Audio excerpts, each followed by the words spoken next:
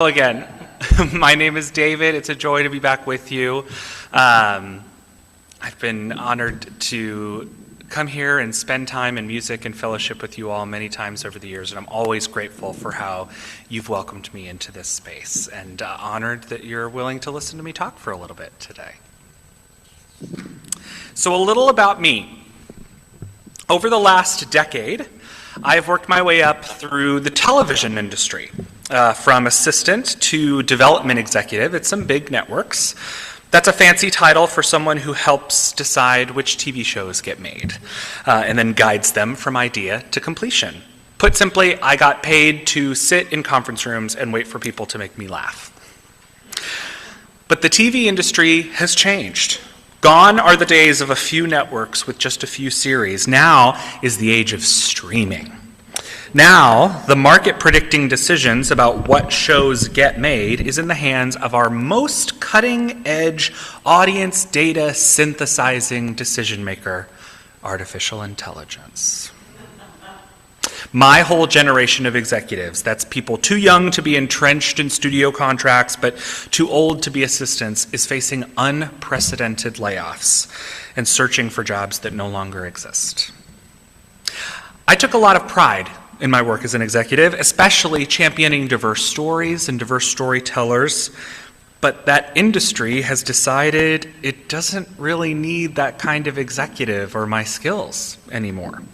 And I've learned that being trained to do one very specific thing can be a little limiting. So let's all say it together. You ready? David, when are you going to seminary? Oh, thank you for asking. People have been asking since I was 4 years old. I was a PK, preacher's kid. Any of those in the house? In Chicago, the church ladies found my toddler babbling incredibly charming.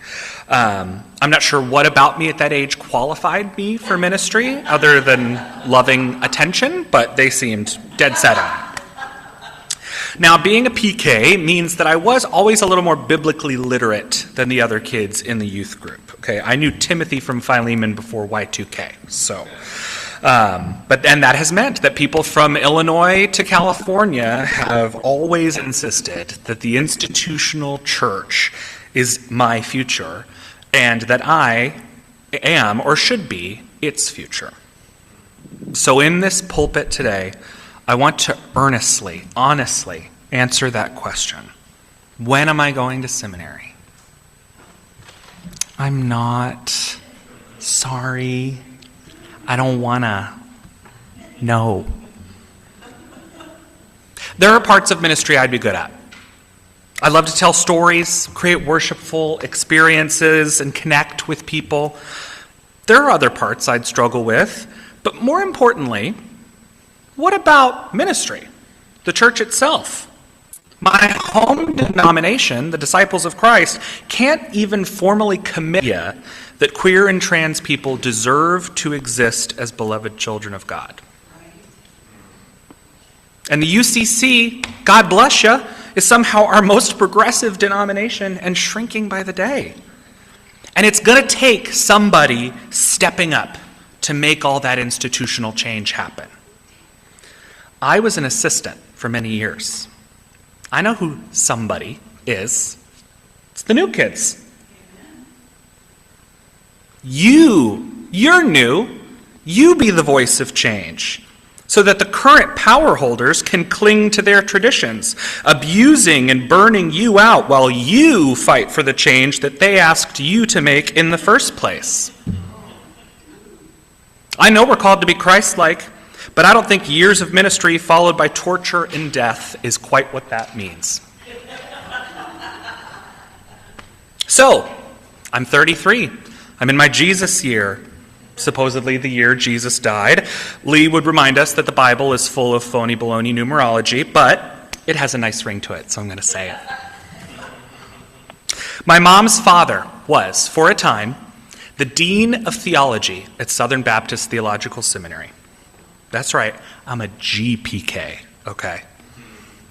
In the late 1980s, a movement of fundamentalist Christians stormed the Southern Baptist Convention, kind of like Synod in the UCC, and ushered in an era of conservatism.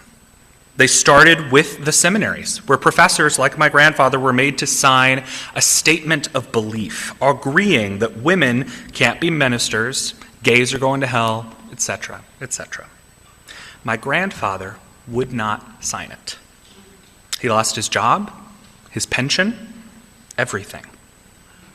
He became a chaplain, and then a trainer of chaplains, and later the founding dean of the School of Theology at Campbellsville University in Kentucky, where there is a library named after him to this day. My dad graduated from Southern Baptist Theological Seminary with his MDiv and was ordained in the Southern Baptist Church right before that fundamentalist takeover. The church he ended up serving suffered from such infighting and division that he decided to leave ministry altogether at the age of 33. He went into mental health work with vulnerable communities in Chicago and later taught others to do that important work. That teaching career brought our family to California, where he is now the Associate Dean of the College of Health and Human Development at Cal State Fullerton. There is not, to my knowledge, a library named after him there. Yet. Being a PK carries with it this expectation. I know Emily and Callie Yates know what I'm talking about, of inheriting a ministerial call. But when I really examine the legacy of the pastors in my lineage, I see a different pattern, a pattern of resurrection and death. When my grandfather's church, his career, were torn away, he returned to why he got into ministry in the first place, walking with people through their darkest days. When my dad got fed up with church being more about power than serving others, he returned to his purpose, to support and guide people through life's ups and downs. From the tomb of the world they expected for themselves, they found new life and a new, more meaningful call. So here I am, the dark tomb of one version of my life around me. Not to overly compare myself to Christ, but I'm sure getting laid off from entertainment companies is significantly less painful than torture and crucifixion, but it's my Jesus here, so. So where do I go from here? What do I do with my energy, my gifts, my passions? There are so many, too many options. All I have to do is pick a direction and run. Have you experienced a moment like that? It's exciting. It's exhilarating even. But in this moment, I find myself, more than anything, gripped by an existential, paralyzing fear. I love Mark's version of the resurrection story. There are some editions that soften the ending with, no, don't worry, the women actually did tell people, glory, hallelujah, it's all fine, amen. But this version, the OG, feels realistic. Jesus, their teacher, their friend, pointed to the divine in the world and in all of us, broke bread with outcasts, and challenged regimes everywhere he went. But in the end, he was still just a man. Death, empire, they got the last word. Unless. They didn't. Empire, fear, despair, death, they didn't get the last word. The empty tomb made that not just a nice thought, but a paradigm shift that changed everything. I can imagine these women racking their brains for everything Jesus ever said about glory, the Son of Man, death and hate's inability to conquer, hope and love. Now, suddenly, they lived in a world where Jesus was right about all of that. Those weren't just compelling words anymore. These women went from being able to soothe themselves with the comfort of having been on the right side of history to having to confront a world where Jesus and everything he stood for are alive. Jesus' ministry went from being a movement to being a movement. I say that again so I can nail it. Jesus' ministry went from being a moment to being a movement. And they were the first ones to hear about it. That's the kind of mind-blowing realization that could leave you running for the hills. Mark leaves that shock, that unsettling gravity of that huge realization in our hands. The tomb is not where this movement ends. So what are you going to do about it? Who are you going to tell? Whatever you believe about a literal resurrection, the message of Jesus' refusal to die a victim of the system is what calls us to live as resurrection people. So what are we going to do about it?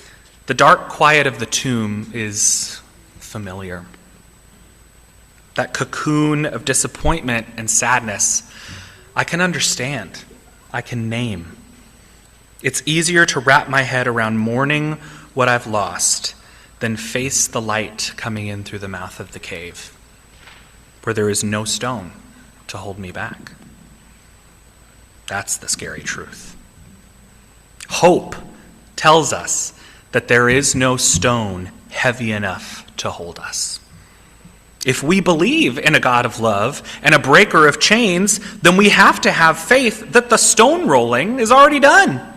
The light of Easter shines through the mouth of the tomb, luring us to the good and the beautiful, if we are brave enough to open our eyes and see it. If we're brave enough to receive the world-changing news of Easter morning and do something about it. So in the tradition of my ancestors, I'm trying to face the bright expanse, move forward, gifts in hand. I'm a welcomer, I'm an advocate, I'm a storyteller. For now, I'm a sommelier at a restaurant. I make music in churches to help people worship and ask important questions. I've been accepted to a Masters of Social Work program for the fall, a degree that could expand my skills and understanding, opening up another world of opportunities. It's terrifying to think about all the things that my life could become. To be presented with an opportunity for true transformation. But I'm thinking deeply about my call, my purpose. I'm picking a direction and I'm running. That's what Mark challenged us to do, what Jesus called us to do. The tomb can only be found empty if we're brave enough to leave it behind. Despite its musky, comforting familiarity. Are you, like me, in a tomb right now, having to let go of a version of the world that you knew? Maybe, like me, you've crawled through a few cycles of death and resurrection, a new, truer version of yourself emerging each time. Maybe, like me, there are assumptions and paradigms that you need to let die so that news of a new day can rise in you. News of a new day when regimes of hate can be defeated, when ignorance and shame can be overcome, when prejudice isn't permanent, when hunger can be quelled, that a movement of love and hope and joy and peace can march on long past any barricade, prison cell, or tomb that would hold it. Resurrection is scary. It's not easy, it's not quick. Transformation is not an event. It's a process. My dad taught me that. I believe God exists in possibility. In the wide open path before us, in the light shining through the opening to the tomb. So together, let's venture into this bright, beautiful, terrifying Easter reality, a world where empires fall, death has no sway, and Jesus' call to topple systems of fear and oppression rings loud and clear. Who to answer that call, if not us? And if not now, when?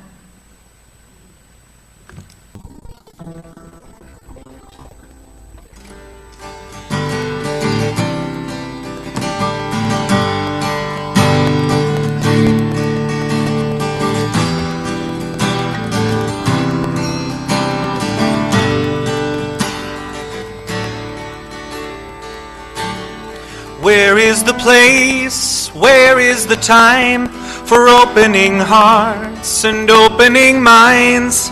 Where is the moment love breaks through for me and for you?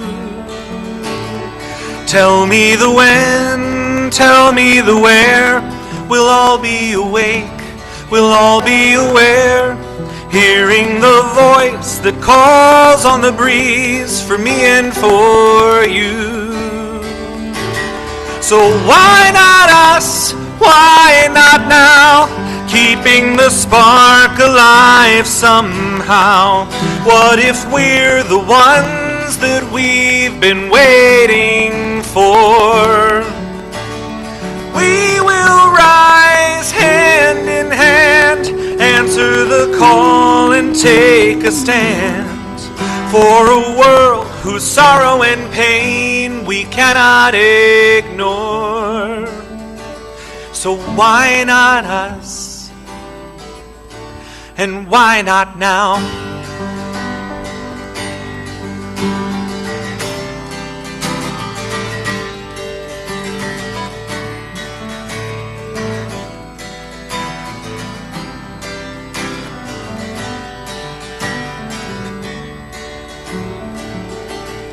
There is need, there is despair, plenty of burdens to bear. There is a world that cannot be healed by just me or you. But there is work, big and small, and hands and feet to do it all. We have everything we need in me and in you. So why not us? Why not now? Keeping that spark alive somehow. What if we're the ones that we've been waiting for? Shall we ride hand in hand, answer the call and take a stand for a world whose sorrow and pain we cannot ignore? So why not us? And why not now? We are called to go. We are called to thrive. We are called to give. We are called to shine. Sing that with me. We are called to go. We are called to go. Called to thrive. We are called to thrive, called to give. We are called to give, called to shine. We are called to shine. Sing it out again. We are called to go. We are called to thrive. We are called to give. We are called to shine.